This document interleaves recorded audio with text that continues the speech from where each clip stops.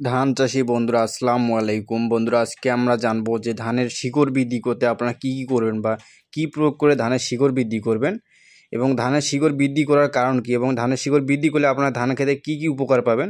তো আজকে আমরা সেটাই জানবো। তো বিস্তারিত জানার জন্য ভিডিওটি শেষ পর্যন্ত দেখবেন এবং যারা নতুন ভিউয়ার আছেন তারা অবশ্যই আমাদের চ্যানেলটি সাবস্ক্রাইব করে রাখবেন প্লিজ। বন্ধুরা দেখেন, এই গাছগুলো দেখেন, এগুলো কিন্তু গাছগুলো এখনও মানে কাজথর আসে নাই। তো কাজথর আসার পর কিন্তু এই গাছগুলো অনেকটা ভারী হয়ে যাবে। তার কারণ হচ্ছে আগালের দিকে যখন শীষগুলো বের হবে তখন কিন্তু আগালের দিকে গাছটা অনেকটা ভারী হয়ে যাবে। এরকম অবস্থায় যদি গাছের গোড়ার দিকে শক্ত না থাকে বা শক্তি না থাকে তাহলে গাছটা হেলে পড়বে। তো এর জন্য আমাদের কিন্তু গাছের শিকড় বৃদ্ধি করা বা গাছটাকে শক্ত করা খুবই প্রয়োজন। তো আমরা গাছের শিকড় বৃদ্ধি করার জন্য কী কী প্রয়োগ করবেন বা কীভাবে প্রয়োগ করলে আর কি আপনারা গাছের শিকড় বৃদ্ধি করতে পারবেন, সেটা হচ্ছে আমাদের আজকে মূল বিষয়।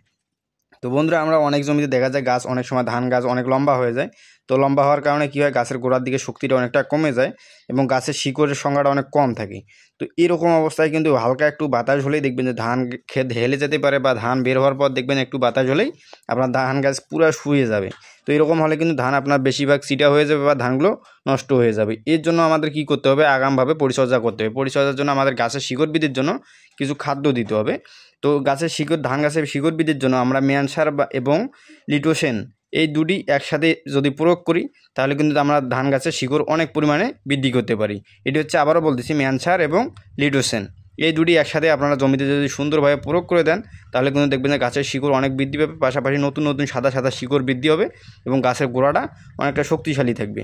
এছাড়াও যদি আপনারা পটাশ সার দেন ঠিকমতো, দ্বিতীয় কিস্তিতে পটাশ সার দিলেও কিন্তু আপনার গাছের অনেকগুলো শিকড় গাছটা অনেক শক্ত করতে পারবেন। দেখবেন গাছগুলো ঝিকঝিকে থাকবে এবং গাছের শিকড়ের পরিমাণ কিন্তু অনেক বৃদ্ধি পাবে এবং গাছের শিকড় বৃদ্ধি করলে কিন্তু আপনার ফলনটা ভালো হবে। তার কারণ হচ্ছে আপনার যখন কাজ স্তরের পর কিন্তু গাছকে আপনাকে শক্তিশালী রাখতে হবে, না হলে কিন্তু কাজ স্তরের পর যখন গাছ আপনার হালকা থাকবে এরকম সময় দেখবেন যদি গাছ আপনার নরম হয় একটু বাতাস উল্টে পড়ে যাবে, অথবা দেখবেন যে বিভিন্ন রকমের ছত্রাক বা পোকার আক্রমণটা বেশি হবে। এর জন্য আমাদের কী করতে হবে, গাছকে আমাদের অবশ্যই শক্ত রাখতে হবে এবং শক্তিশালী রাখতে হবে।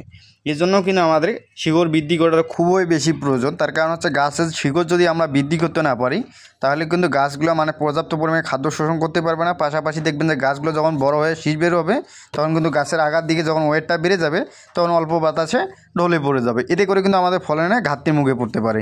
এর জন্য আমাদের অবশ্যই গাছের শিকড় বৃদ্ধি করতে হবে।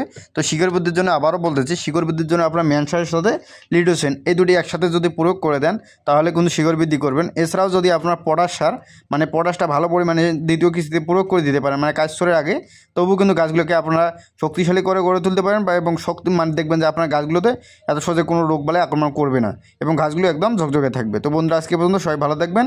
আসসালামু আলাইকুম।